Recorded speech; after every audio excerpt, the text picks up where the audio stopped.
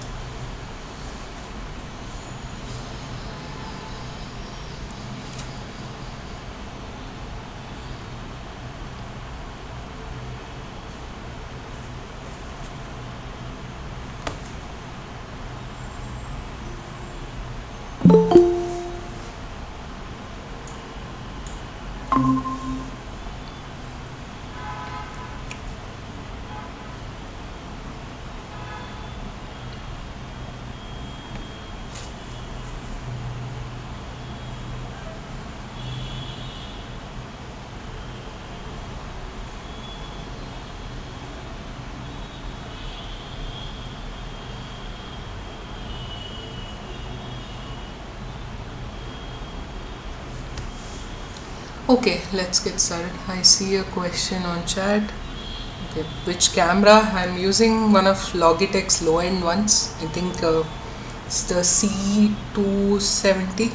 I'm not sure, but that's not too relevant to the session, so we'll get started. So welcome to the week 9 live session of the CS100 Operating Systems Fundamentals. I am Prashanti. I'm a second year PhD student at IISc Bangalore, and let's get started. So I will skip this entirely. To summarize it, please post questions on chat. By default, audio is muted, and the slides and recordings will be there on the will be accessible from the NPTEL announcements page post the session. So I will also pause at 2 or 3 places in case you have any doubts from that week's course content. Feel free to ask it on chat. I will either take it up immediately or towards the end of the session, and if I'm not very sure of the answer, I'll get back to you with an update in the slides that I'm uploading or in the next week. So feel free to ask any questions that you have.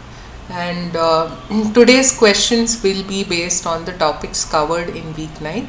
So they are not the same as your assignment questions. These questions are picked up from previous iterations of the same NPTEL course assignments. So in the hope that they will help you solve the current version assignments better. But yeah. So to give a quick recap about what we looked at in the week 9 lectures that were uploaded. So we started with the background on memory protection and why that is needed, and then we moved on to logical and physical address spaces in this context. We looked at things like the memory management unit, the different ways you can do address binding, at what times you can do address binding, and then we looked at contiguous and non-contiguous allocation schemes, and fixed and variable sized partitions, and some problems that arise in both, like the fragmentation issues, right, the internal and the external fragmentation issues. And then we moved on to things like segmentation, paging, and we looked at a little bit on address translation. So today's questions will be based on this. So most of the questions, unlike the CPU scheduling and the deadlocks, today it's mostly theoretical, just based on first principles understanding of memory management. So yeah, let's get started. So the first one, which of the following addresses is generated by the CPU? Physical address, absolute address, logical address, none of the mentioned.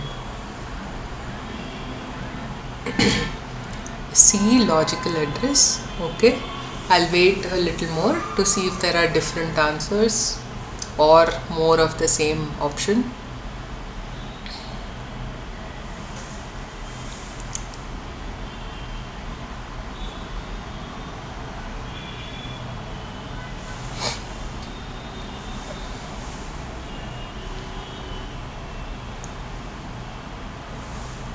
Any other answers apart from C?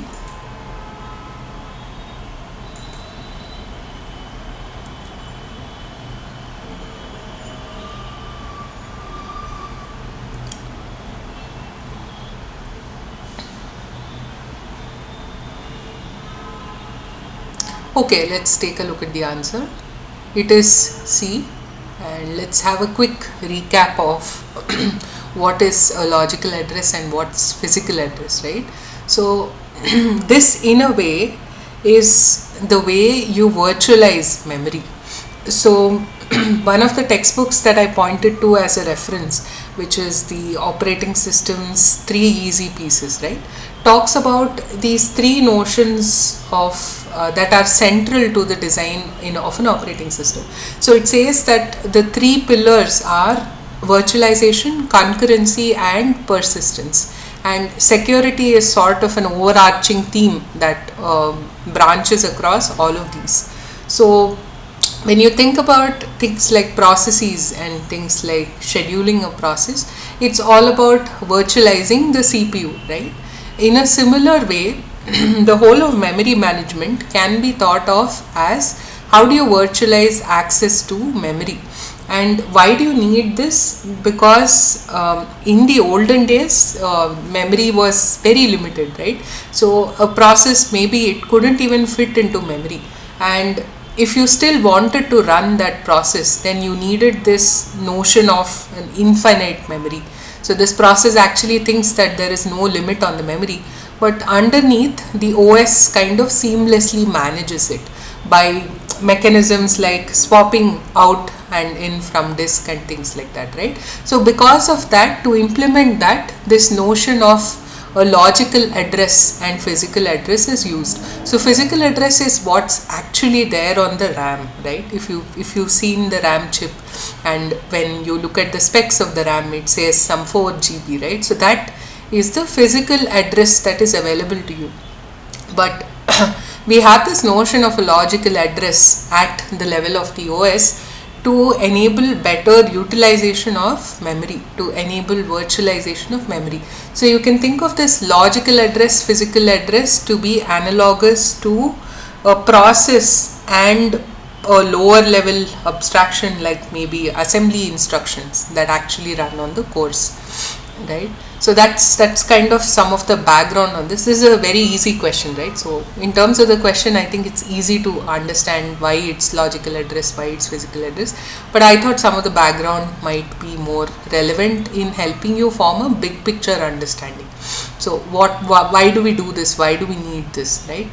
And so in that context, we have this notion of a logical address space and a physical address space. And a logical address is typically generated by the CPU, whereas the physical address is the address seen by the memory unit, right? So I think the answer to this is clear. Which of the following is generated by the CPU? It is the logical address.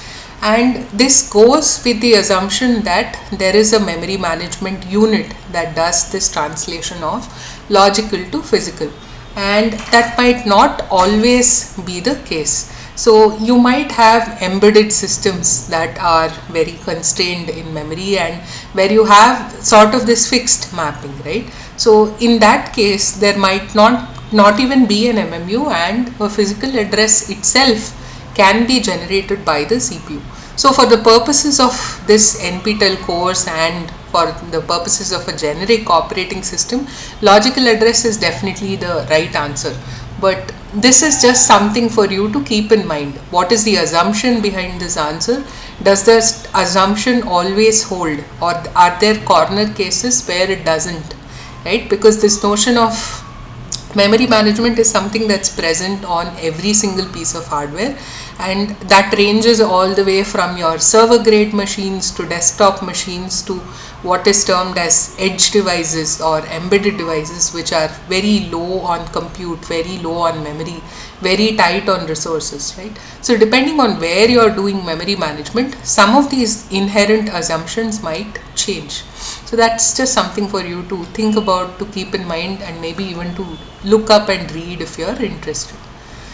So yeah, logical and physical address spaces. So logical address space refers to all the logical addresses that a program generates. Physical address space is all the physical addresses that correspond to this logical address space. So I think with this question 1 is clear. Are there any doubts on this? I'll pause 30 seconds and then move to the next question.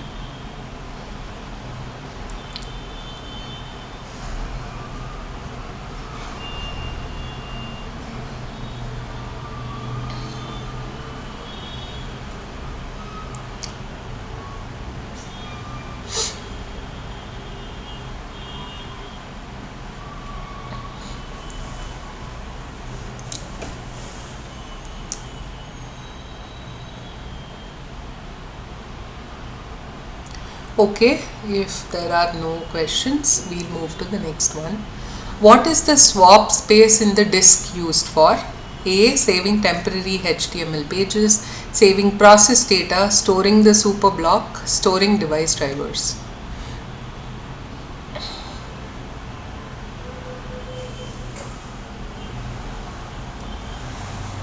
Any answers to this?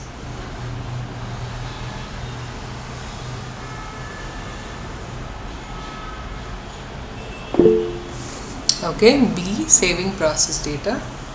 Great. Any other answers?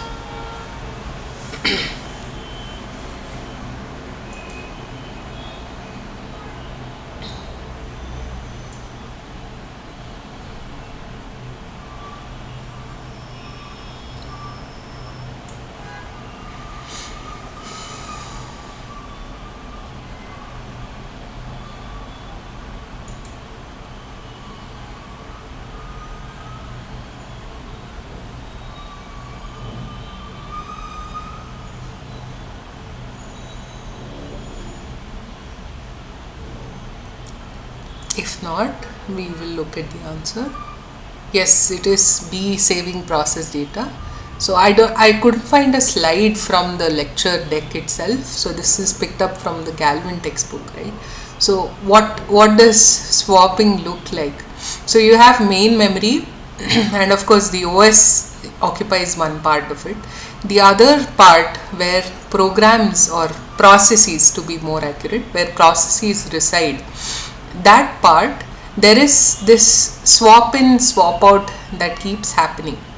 Why is it done? Again, you have a very limited amount of main memory, though that amount is constantly going up, right? Like you might have remembered starting out with maybe a 4 GB RAM laptop, and now you might have a 16 GB or a 32 GB RAM, right? And that holds true for most of the systems as well. Main memory is also increasing a lot, but still it might still not be adequate considering how many processes are active at a given time, right? So what do you do to manage this limited amount of main memory while giving the processes an illusion of unlimited memory? Is you use some part of the disk or the whatever secondary storage you have, right? Maybe it's an SSD, maybe it's a HDD. You use some part of that to store these processes. So you might, at some point you might decide to move out process P1 to the disk, and you might decide to move back process P2 to main memory. So moving from main memory to disk is termed swap out, and moving from disk to main memory is termed swap in. So this is what is swapping. And so what is swap space in the disk used for? It is to save process data. So for instance, disk might have device drivers, but that's not the swap space, right? So the right answer here is process data, and again it's a straightforward question, I think. But something interesting is how do you decide when this swapping happens, right? So if you're on a Linux system, there is this factor called swappiness. I don't remember the exact path to access it, but you can look it up. And this is typically set to some value, right? It's set to something like 70 or 80, meaning that the moment main memory gets to a certain amount of usage, start swapping things. So start swapping out, start swapping in, right? And this is actually controllable by the user. And similarly, you can also control how much of the disk is used as a swap partition. There is a way for you to set that. And why is this important? If you do a lot of swap activities, right, that itself has overhead, in the sense that it takes time to move something from main memory to disk, and then something from disk to main memory. So it might end up just the way you have, so if you've studied computer architecture, you would have studied a lot of caching and consequences of cache misses and cache hits, right? So you can think of this as something similar. So you want to do swapping very carefully, very in a well thought out fashion, so that there is not too much thrashing, a lot of swap out swap ins. So there are ways, there are knobs that the OS exposes to the user so that they can tune these things. So that's the background on swapping. But hopefully the question and the answer are clear. Any doubts on this?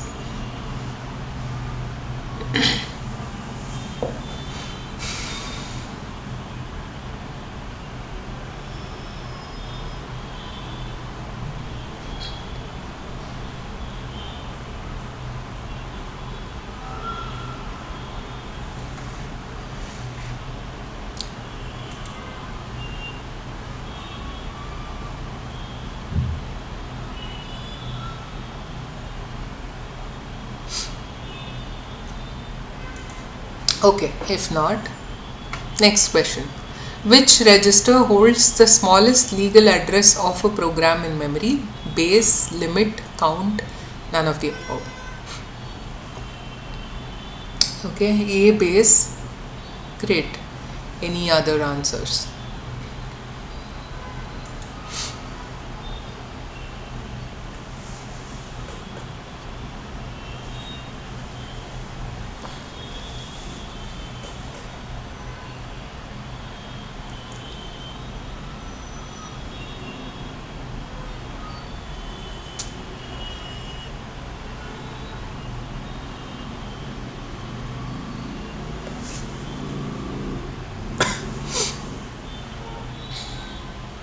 Okay, let's look at the answer.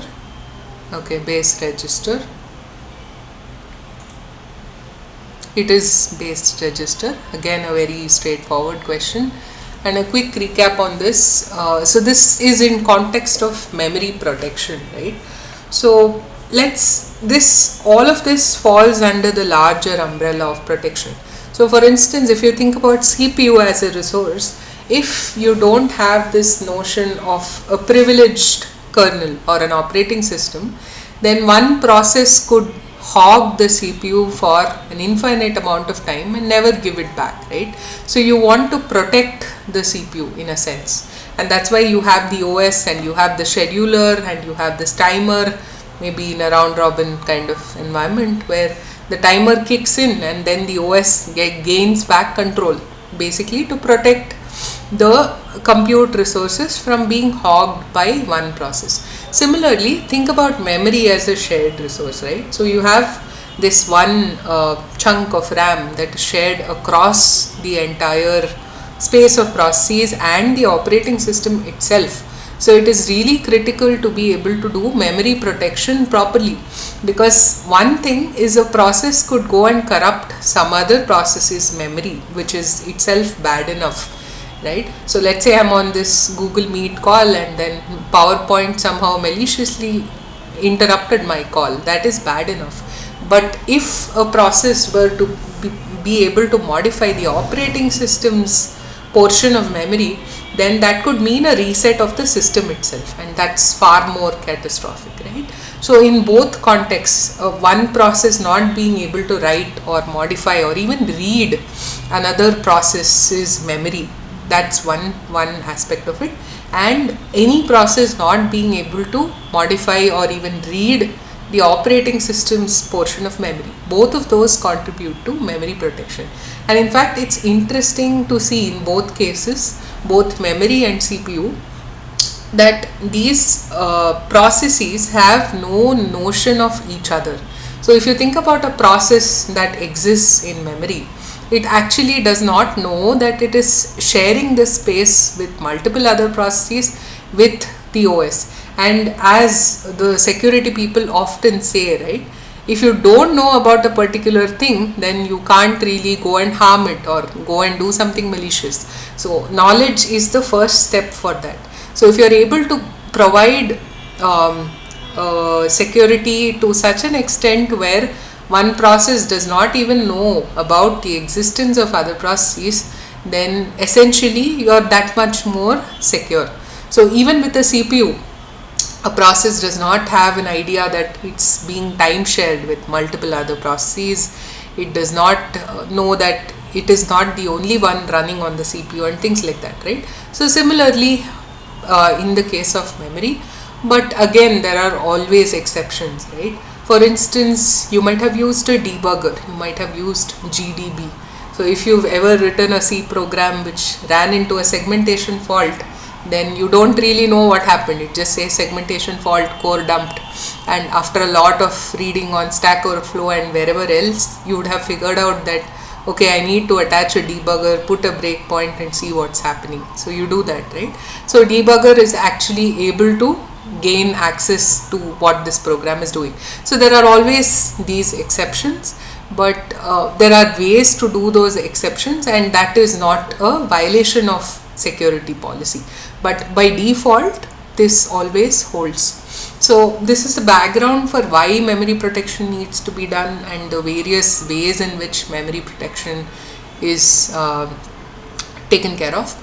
Coming to the actual implementation, one of the ways you can do it is to have a base and a limit, or what is called a base and a bound. So it's very simply, think of it as an lower bound and an upper bound. Instead of the upper bound, you could also have something that specifies the size, right? So either way, you are able to figure out what is the smallest, what is the largest. So you are defining the boundary of a program in memory. So what happens is, for every memory access that is generated in user mode, you check that it falls between these two, meaning that a process can only access this much of memory. So Another thing to think about is you're saying that this is being done at every single memory access. So how is that done efficiently? Imagine if you were checking this in software, right? How it would take 3 instructions for every memory access. So that's an overhead that you don't want to have. So a lot of these checks are actually implemented in hardware to ensure that they are very performant. But yeah, all that's extra information. For this question which asks which is the smallest address of a program, it is base register and not limit or count. So hope that is clear.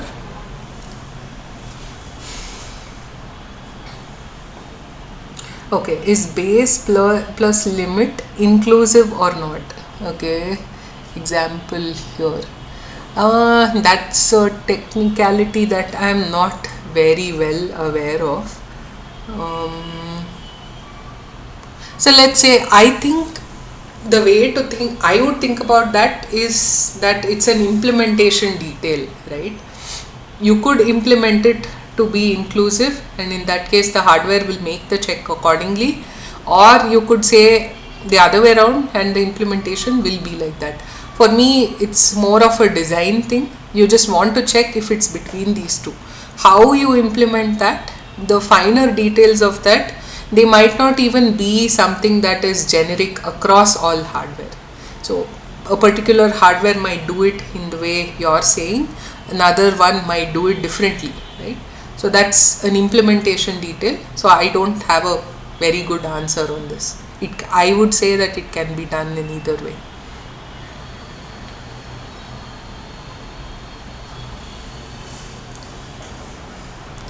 Great. Any doubts on this? Since we are at the halfway mark of the hour, I will also ask if you have any doubts in the week 9 contents. If so, please post it and I'll maybe take it up at the end of the session. But just a reminder.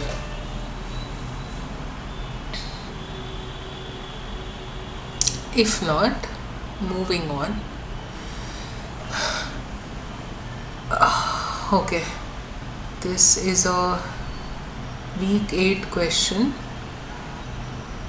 Okay, I am not sure what is the question. So which question was this about? I will take a look at this offline. I will just copy this and put it into a notepad or something where I can go back and look at it, because the chat is not persistent here. But please let me know which question this is in week 8. I'll go look at it.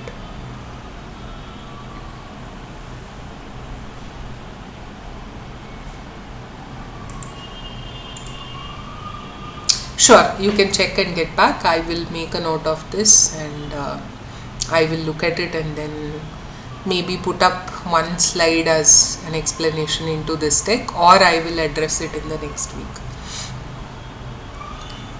Okay.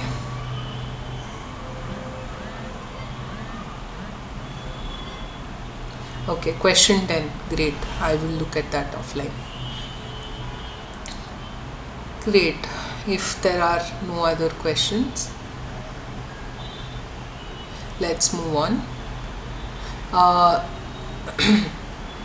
Okay, option B and C were identical in question 10. I see. Got your. Let me copy that as well. Sure. Okay, I'll look into this. So moving on to the next question. Address binding of instructions and data to memory can happen in compile time, load time, execution time, all of the above. Any answers?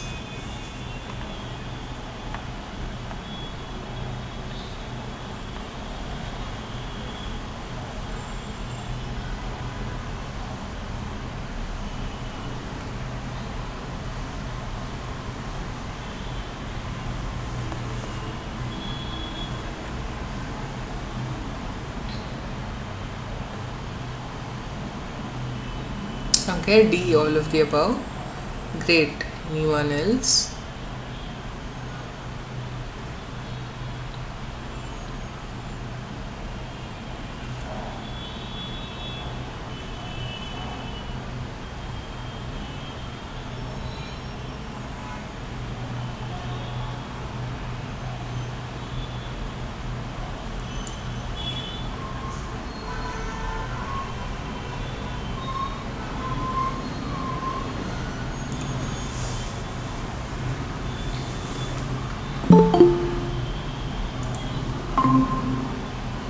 Any other answers before I move to the answer?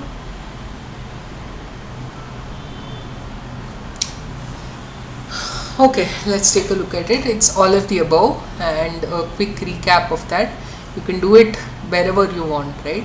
So, and each of these options have an impact on performance, and they are also choices that you make depending on your hardware, your architecture, what support you have from the hardware, and things like that.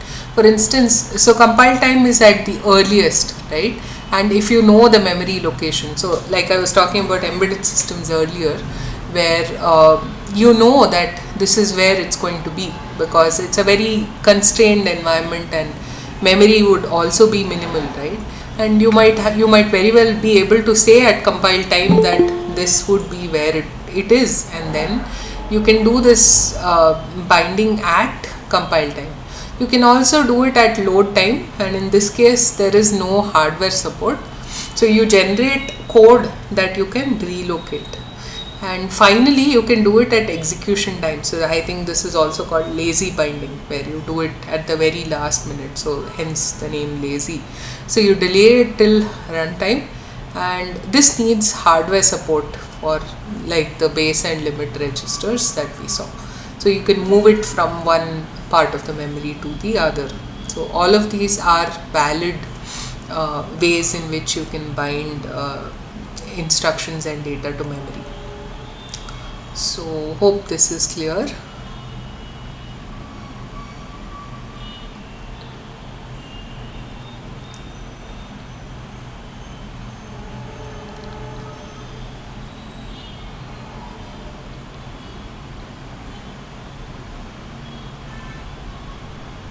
Okay, moving forward.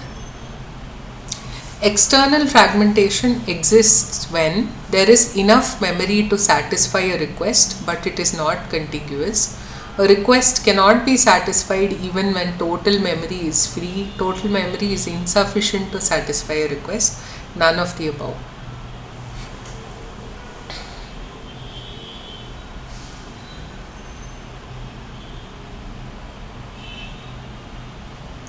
Okay, A, there is enough memory to satisfy a request, but it is not contiguous. Anyone else?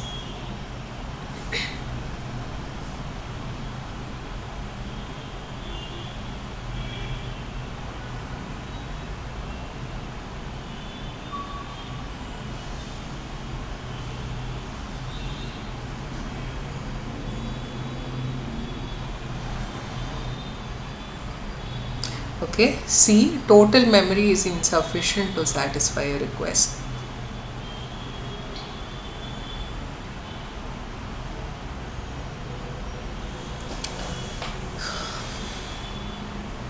Okay, let's look at the answer. So it is A, there is enough memory to satisfy a request, but it is not contiguous. So let's go back and take a quick look at the slide from your week 9 lectures.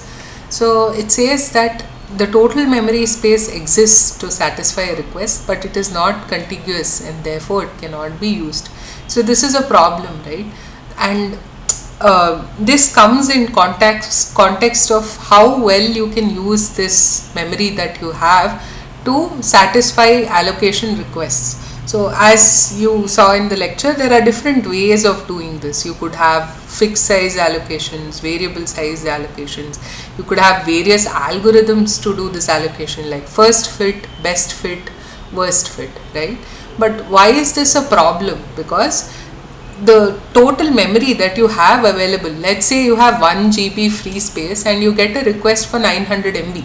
Now as a user, what do you expect? You expect that your request is satisfied because there is still 1 GB of RAM free. But if it is not satisfied because the memory is not contiguous and it cannot be used, then that's a problem as a user. And this statistic is even more worrying, where with first fit, there are 0.5 n blocks, given n allocated blocks, 0.5 lost to fragmentation. So it says that 1/3 of the memory might be unusable. So imagine if you had a 15 GB RAM and 5 GB of RAM is just unusable because of external fragmentation. That is a very big problem, right? And drawing parallels to the storage world here. So in Windows, I don't know about 10 and 11, but earlier I've seen this tool called disk defragmenter, right, where you have the same issue on a storage disk as well.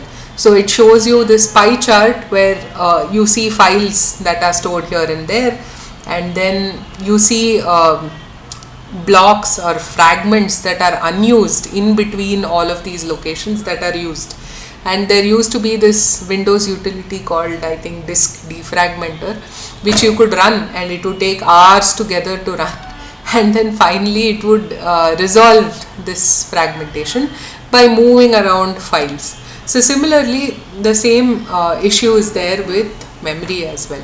So that's external fragmentation. Contrasting it with internal fragmentation.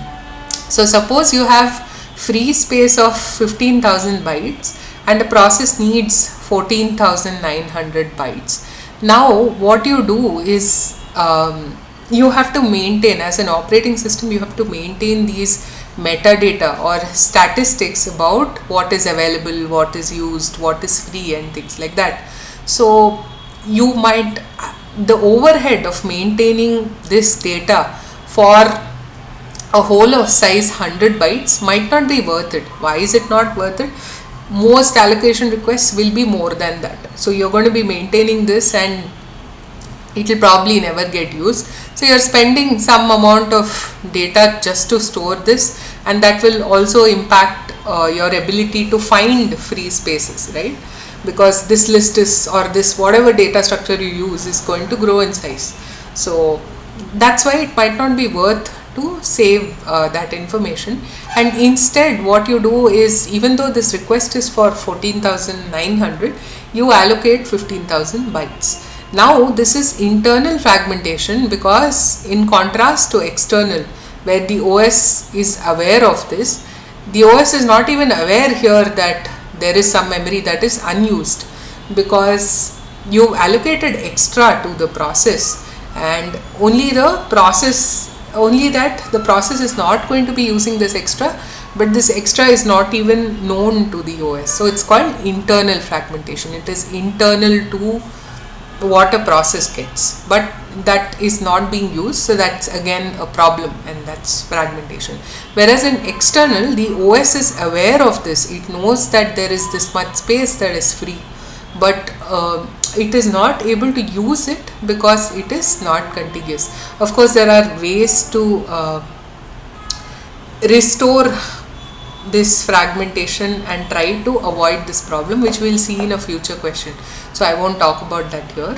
So coming back to the question, we talk about external fragmentation when there is enough memory to satisfy a request, but it is not contiguous. If the total memory is insufficient to satisfy a request, then it's probably going to be out of memory.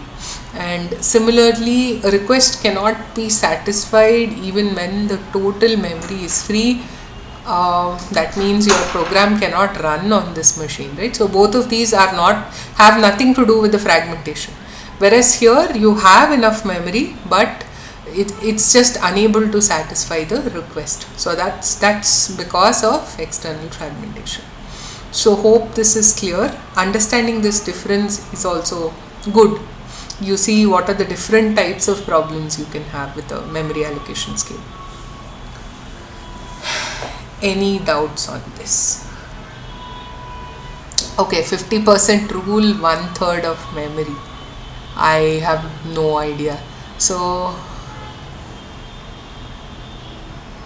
it's probably talking about so here, right, they talk about the allocated blocks and how much is lost to fragmentation. Here they say 1/3 of memory, which I'm not sure whether it refers to allocated or free, but I think the reference for this course is the Galvin textbook, so you can look this up here, there, see what the 50% rule is about. I'll also do that after the class. So yeah, that doesn't seem to agree, so I'm not sure why that is, but we can look it up. That should be easily available since it's just a statistic.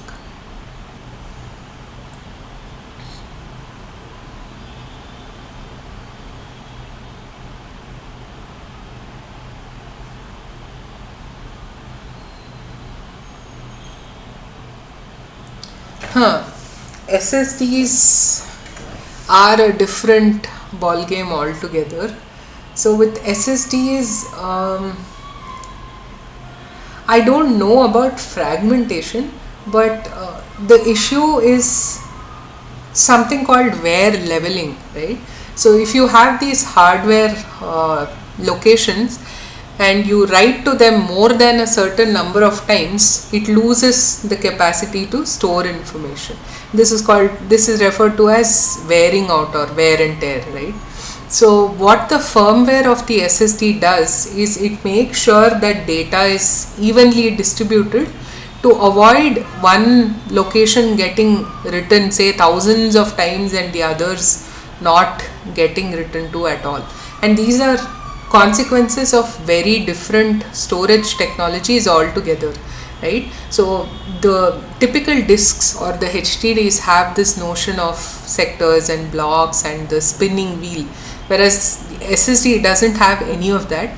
And you can look up the storage technology details, right? That will tell you a little bit about why this is the case. But with respect to defragmentation, I think that is one of the reasons, because the hardware of the SSD is more prone to wear, and therefore wear leveling is something that needs to be taken care of, and that is not done at the level of the operating system. It is done by the SSD firmware itself. So if you have a Samsung SSD, the firmware in the Samsung SSD, whenever a write goes to the SSD controller, the NVMe controller, that will take a decision. The firmware will take a decision on which hardware location this write should go to.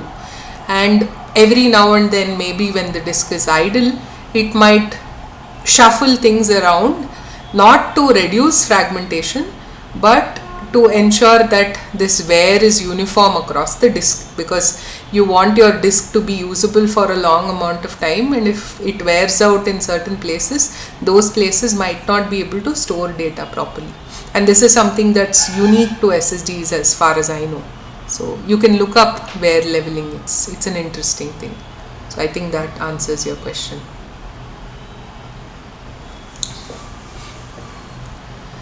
Okay, in the interest of time, we will move ahead. Which table contains the base address of each page in physical memory? Process table, page table, memory table, none. Again, very straightforward. Okay, B, page table. Anyone else?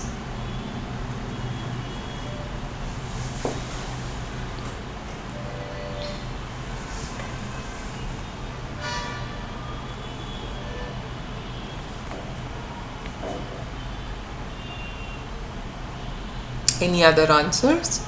Anyone disagrees with B? Anyone thinks it's B?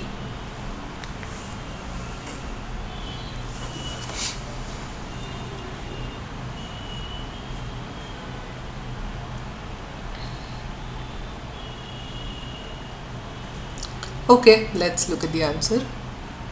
It is B, page table.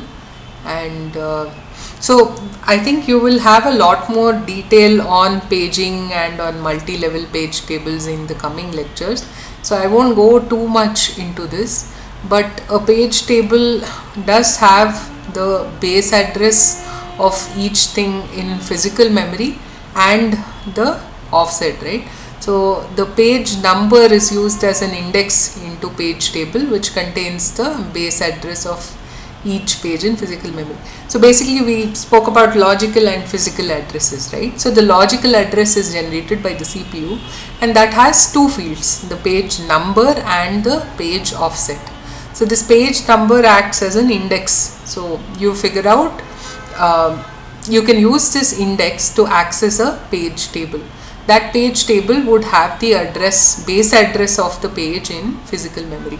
And this might not be very clear now, but I'm sure in the coming classes we will work out examples for paging, so it will be clear then. So for now, this is good enough to understand. And the other options, process table again is a structure that has information on processes.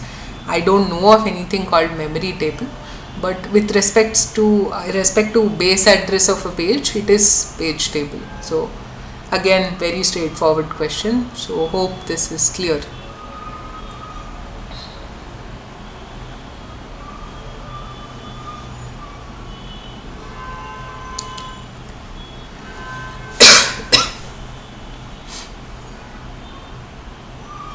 Okay, I will move forward. Okay, what is compaction? A technique for overcoming internal fragmentation, a paging technique, a technique for external fragmentation, none. Any answers? C, technique for external fragmentation. Great. Anyone else?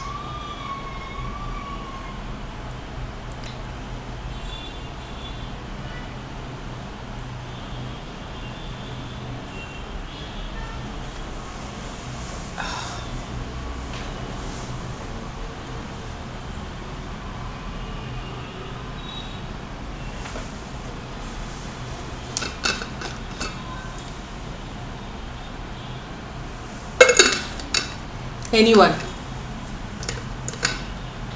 Do you agree with C? Do you have different opinions on what's the right answer?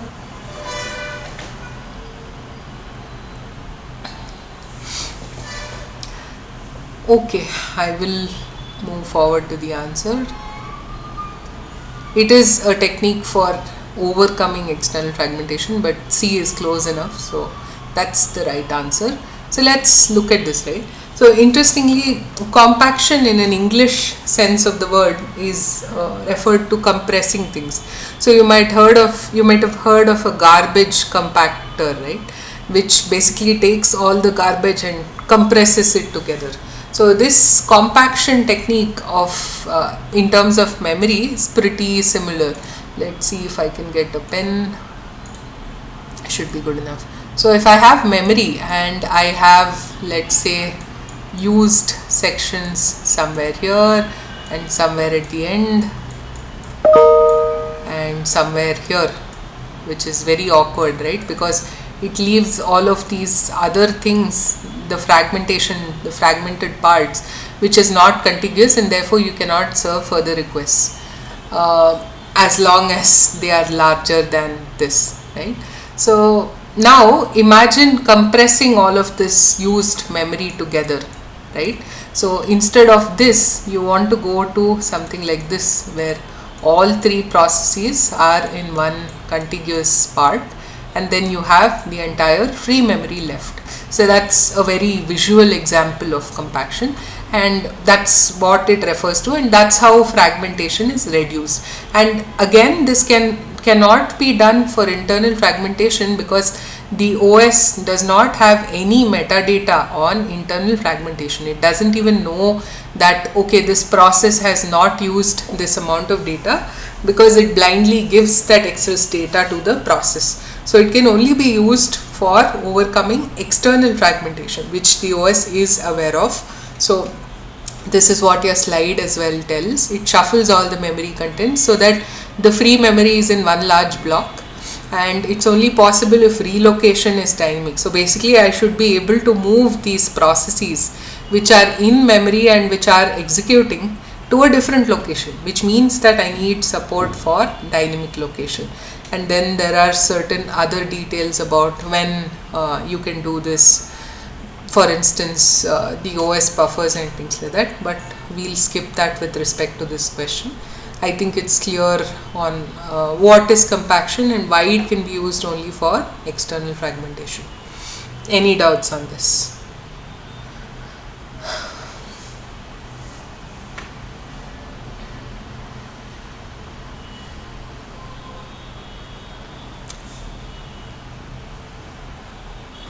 Okay, moving on. Which address is generated by the memory management unit? Logical address, physical address, absolute address, none of the above.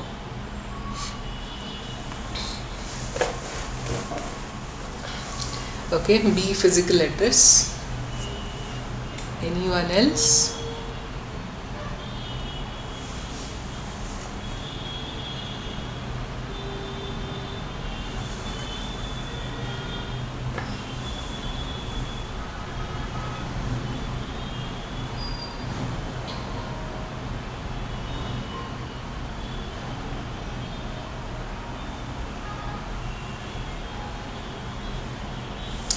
Great, let's look at the answer.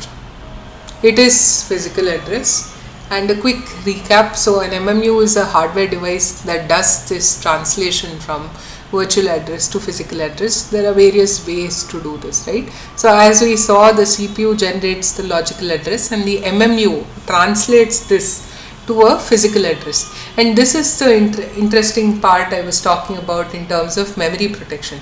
So one is the process is never aware of other processes that are in memory. The second thing is it is not even aware of where it is executing in memory, because you are giving it this logical address and it never sees the real physical address. Even if you write a C program where you declare a pointer variable and you say that pointer equal to 0x some address, that will be a virtual address. It is never possible for a user program to access a real physical address, right? So this is again, like I said, if you can't see a physical address, then you don't know anything about where you're executing, and that's again one notion of security, right? So the way, for instance, maybe on a messaging app, maybe on Telegram, people have this notion of user IDs and your phone number is never exposed, right? So if people don't know your phone number, there's no chance that they can misuse it. So a similar logic holds in this world. If a process can never see its real physical address, then it cannot do anything with that information. So it only knows about this logical address, which is kind of virtual or imaginary. It doesn't actually exist on the real memory. So only the MMU will be able to translate this to a physical address, and that is the actual address in physical memory that a program will process will execute. So that's in context of protection, again, protection and security. But in terms of this question, logical address is generated by the CPU, physical address is generated by the memory management unit in most systems. So that's the answer. Hope that is clear.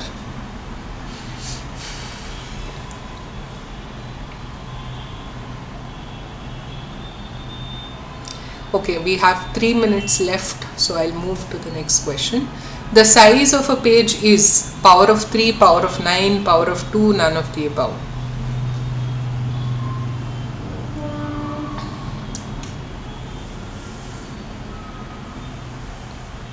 Anyone?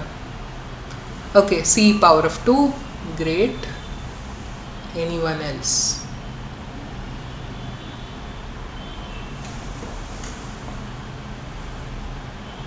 Okay, B, power of 9, okay, interesting.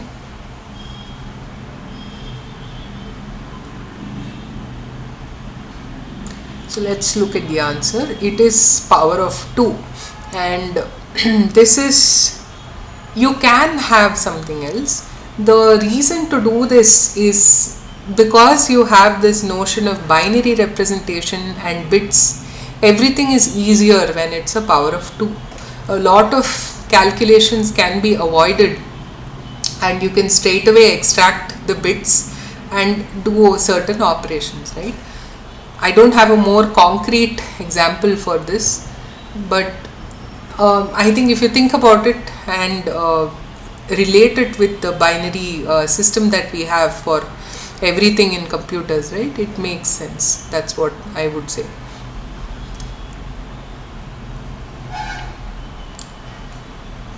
Okay, moving on. Logical memory is divided into which of the following? Frames, pages, partitions, none of the above. Answers. Pages, okay.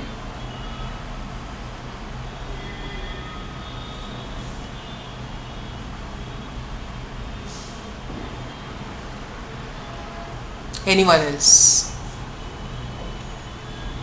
If not, moving on, it is pages. And again, a quick recap. Physical memory is divided into something called frames, that is also a power of 2. Logical memory is also divided into pages, which are again powers of 2. Typically frame size and page size are kept the same, and yeah, that's about it. So yeah, I think this question is also pretty clear. clear. So frames would be physical memory. If the question was physical memory, answer would be frames. Logical memory, it is pages. Great. Let's see if I had anything else. Yes, I had one last concept before we wind up. So when we talk about resources, right, whether it's CPU or memory or disk or any other IO resource, we have two notions of sharing that I want you to keep in mind. One is time sharing. So when we spoke about processes and we spoke about these various notions of scheduling, they are all doing time sharing, where there is one thing at a time using that resource. So P1 might run on the CPU and then P3 might get scheduled, right? There is another notion of resource sharing, which is space sharing. So in this example, I think it's a toolbox and multiple tools. So space sharing would mean that you get to pick maybe 2 or 3 tools that you're using and someone else is using the other tools. So in context of resources, if you think of memory, there are multiple processes that are actually residing in memory. So that's an example of space sharing. If you think of, again, disk, you could have multiple files that exist on disk. But if you want to access the disk, if you want to read something, then you might, if you have a sequential interface, then the requests would again be time shared. Similarly, for a network interface card, lots of IO devices, think of all the IO devices, think of what way you can share them, right? This is a fundamental notion about resource sharing. Keep this in mind throughout the operating systems course and even beyond. Think about how we are sharing these resources. So that's just one thing I wanted to highlight today. And that's all I had. I think we are a minute over time. So I'll just wait for 30 seconds. If you have questions, please ask them. If not, okay, you can ask another question. I'll see if I can answer it right away. Otherwise, I'll put it into the slides. Okay, when a process switches from waiting state to ready state, is it preemptive scheduling? Why? Is this based on an assignment question and was there an answer on this, or is this a general question that you have?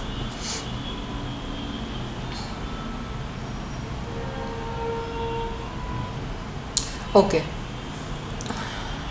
So let's think about this. So it is waiting for something. Let's say it's waiting for IO or it's waiting for an event to occur. And then this event has occurred or this IO has finished and then it moves to the ready state. So that's the transition between waiting to ready. And this is not really preemption. So we talk about preemption or preemptive scheduling in the context of something utilizing the CPU or something running on the CPU and that being preempted or being taken away. The CPU is being taken away from that resource and it is put into maybe it is still ready to run, but it's being put into the ready state because the scheduler made some other decision, right? That's an example of preemption when it goes from running to ready. When it goes from waiting to ready, it is not really being preempted from something. So it's not a preemptive scheduling. It's just a state transition that could happen either because an IO finished or some event happened. So that's the answer to your question. Hope that's clear.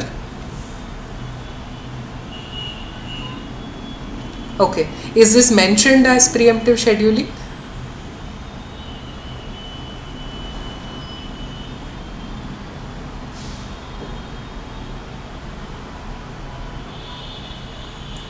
I see.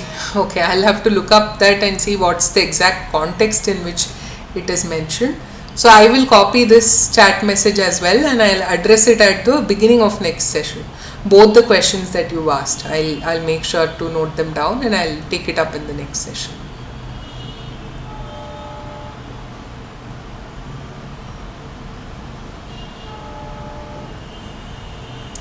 Great. If there are no other questions, thank you for attending. Thank you for keeping it interactive. See you next week.